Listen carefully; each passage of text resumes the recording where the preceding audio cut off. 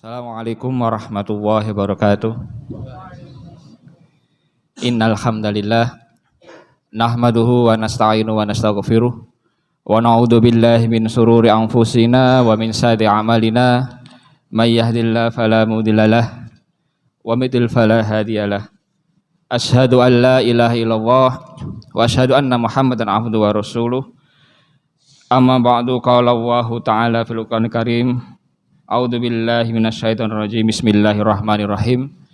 Wa ma ubarri'u nafsi innan nafsa la'ammaratun bisu illa ma rahima rabbi. Al-ayah.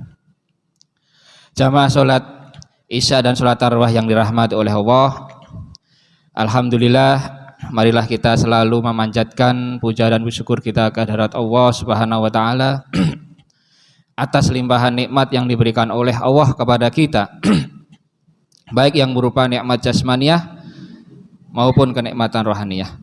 Mudah-mudahan nikmat yang diberikan oleh Allah kepada kita ini selalu kita bisa meningkatkan, memanfaatkan untuk meningkatkan keimanan dan ketakwaan kita kepada Allah.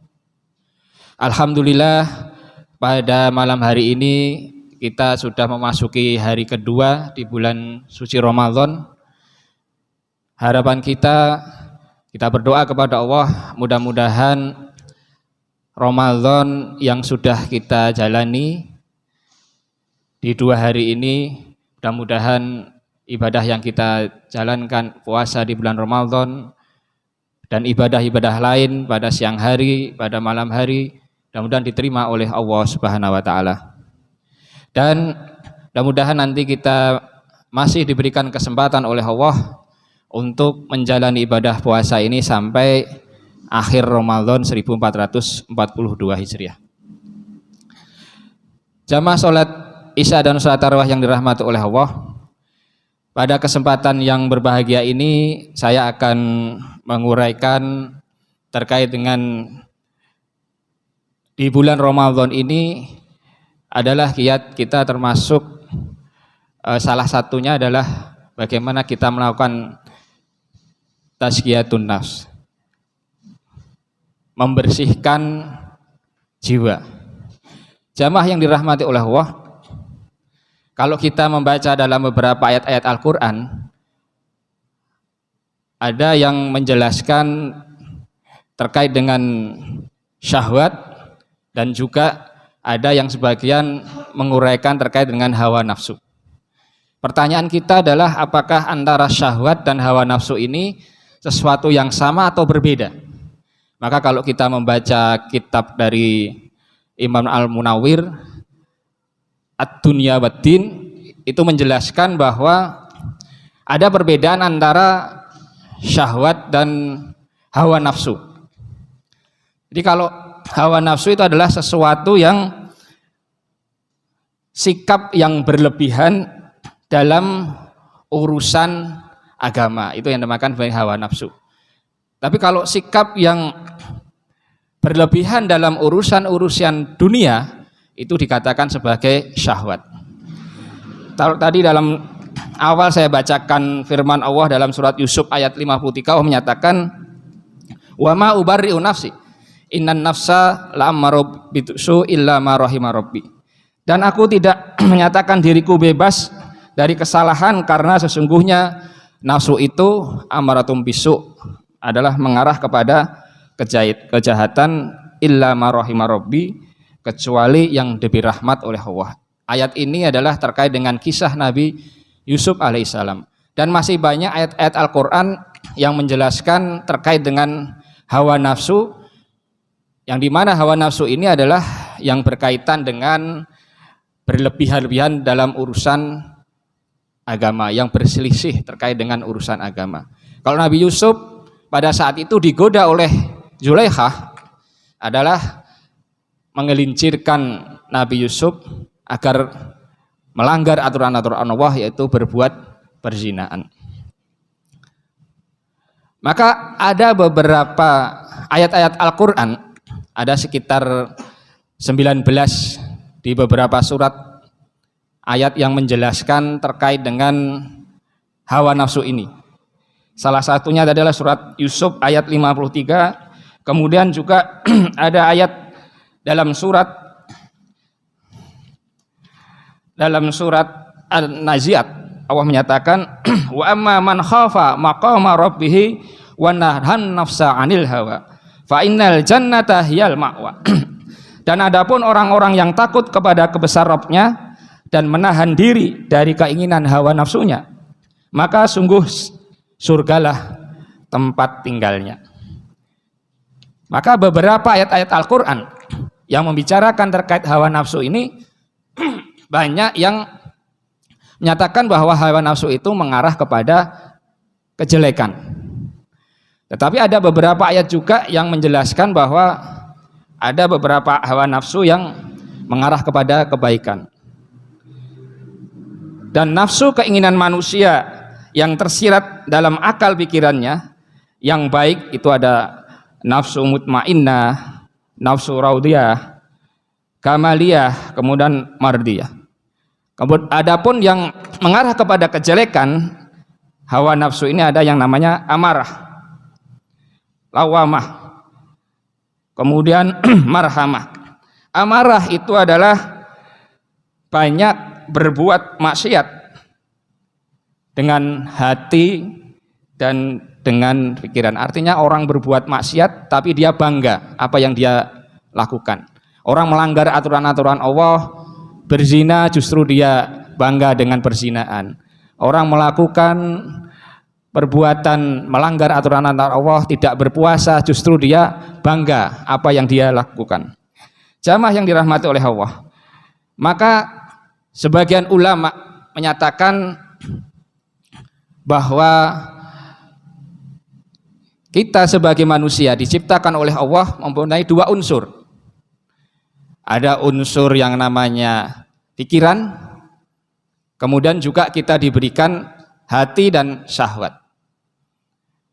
Maka kita bagaimana mengelola syahwat? Kalau syahwat tadi menurut Imam Al-Munawwir bahwa dia yang berkaitan dengan berlebihan dalam urusan dunia. Bagaimana kita memandang dunia ini?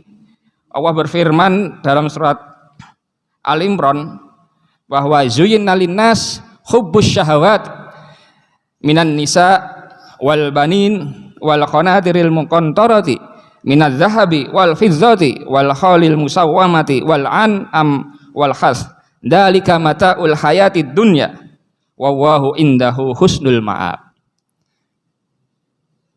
Dijadikan rasa indah hubbus syahawat dalam pandangan manusia itu adalah cinta terhadap syahwat, apa-apa yang diinginkan.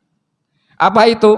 Allah menyatakan berupa minan nisa, wanita, wal banin, anak-anak, kemudian wal qanatir muqantarati, harta benda yang bertumpuk dalam bentuk apa? Emas, perak, kemudian kuda pilihan, hewan ternak, dan sawah ladang. Itulah kesenangan hidup di dunia, dan di sisi Allah lah tempat kembali yang terbaik.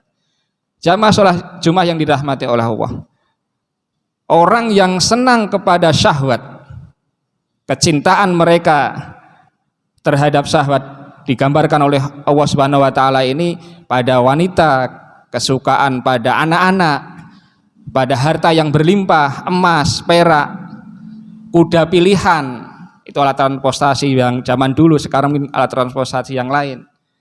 Kemudian sawah ladang. Maka bagaimana kita sebagai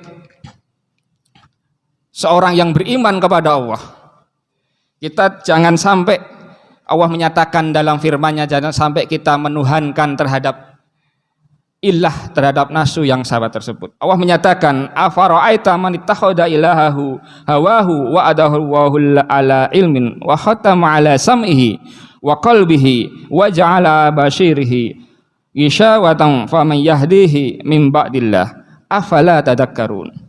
Maka pernahkah kamu melihat orang-orang yang menjadikan hawa nafsunya sebagai Tuhannya dan Allah membiarkannya sesat dengan sepengetahuannya? Dan Allah telah mengunci pendengarannya, hatinya, serta meletakkan tutup atas penglihatannya. Maka siapa yang mampu memberinya petunjuk setelah Allah membiarkannya sesat? Mengapa kamu tidak mengambil pelajarannya? Jamaah yang dirahmati oleh Allah, paling tidak ada 3 golongan orang yang apakah dia mampu atau tidak atas godaan-godaan syahwat ini, atas kekuasaan hawa nafsu. Yang pertama, orang yang takluk dengan kekuasaan hawa nafsu yang telah menawan dan membelenggunya. Dan ini adalah keadaan mayoritas bagi kita. Orang tidak bisa menahan hawa nafsunya, melanggar aturan Allah. Kemudian dia cenderung kepada urusan-urusan dunia. Kemudian yang kedua adalah seseorang yang berjuang memerangi hawa nafsu. Ini terkadang dia kalah terkait hawa nafsu itu, syahwat-syahwat tadi, dan terkadang dia menang. Jadi imannya itu turun naik. Suatu saat dia bisa mengatasinya, tapi di saat yang lain dia tergoda.